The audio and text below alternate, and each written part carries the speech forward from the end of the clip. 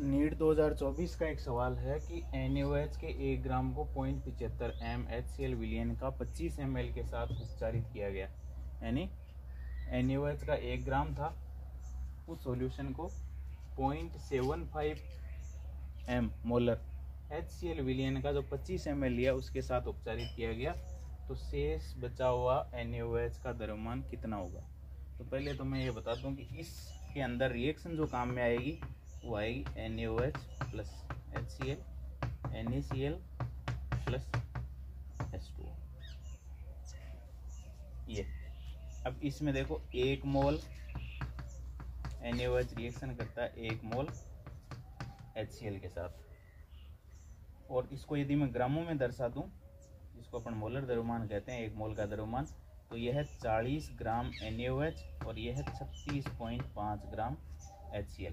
यानी 40 ग्राम NaOH के लिए चाहिए 36.5 ग्राम HCl। ये तो है बैलेंस इक्वेशन के अकॉर्डिंग, लेकिन अपने पास बैलेंस के अकॉर्डिंग नहीं है। अपने पास NaOH कितना 1 ग्राम है, सॉल्यूशन कितना है 0.75 मोलर सॉल्यूशन है, और उसकी कितने ml है 25 ml। तो इसकी मात्रा तो अपने पास मौजूद है NaOH की, इसकी मात्रा ग्रामों में पहले निकालनी पड़ेगी। तो 0.75 मोलर सॉल्यूशन का मतलब है 1000 ml में उपस्थित है कितने मोल,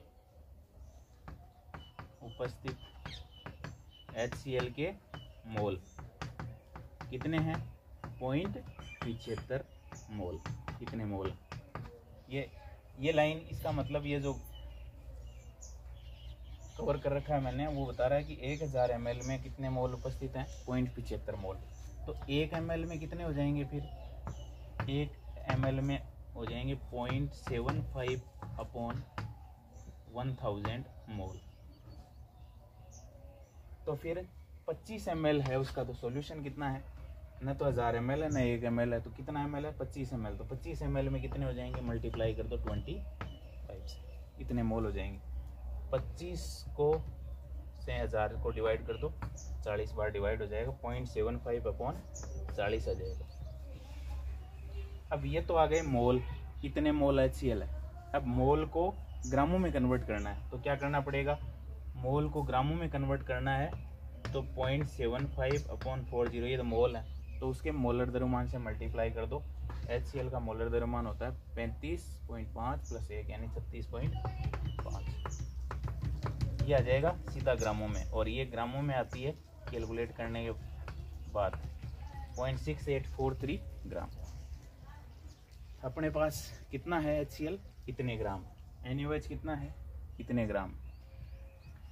तो 36.5 ग्राम HCl के लिए देखो ये क्या कह रही है इक्वेशन, 36.5 ग्राम HCl के लिए कितना NaOH चाहिए 40 ग्राम। 1 ग्राम HCl के लिए कितना चाहिए NaOH 40/36.5 ग्राम। कितने ग्राम, अपने पास है कितना HCl, इतना ही है।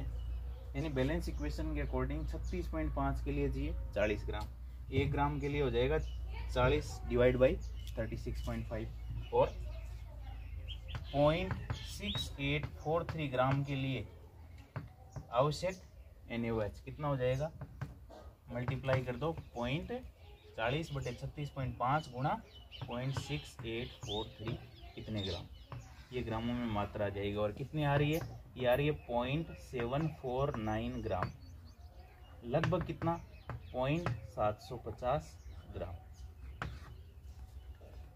अब ये 0.750 ग्राम NaOH काम में आ गया। 36.5 के लिए HCl कितना है 40 ग्राम, 1 ग्राम के लिए कितना है 40/36, और 0.6843 ग्राम HCl के लिए कितना चाहिए 0.750, यानी 0.6843 को से मल्टीप्लाई कर दिया तो 0.750 ग्राम NaOH चाहिए। अब NaOH है कितना 1 ग्राम, चाहिए कितना इतना, तो शेष कितना बच जाएगा, 1 ग्राम में से 0.750 ग्राम घटा दो तो ये बचेगा 0.250 ग्राम। और 0.250 ग्राम को मिलीग्राम में कन्वर्ट करने के लिए क्या कर दो, 10 की पावर 3 से मल्टीप्लाई कर दो तो ये मिलीग्राम में कन्वर्ट हो जाएगा। तो ये आ जाएगा 250 मिलीग्राम। क्यों? क्योंकि 1 मिलीग्राम का मतलब है 10 की घात -3 ग्राम। इससे आप ग्राम को मिलीग्राम में कन्वर्ट कर सकते हैं। तो उत्तर आ जाएगा 250 मिलीग्राम। ये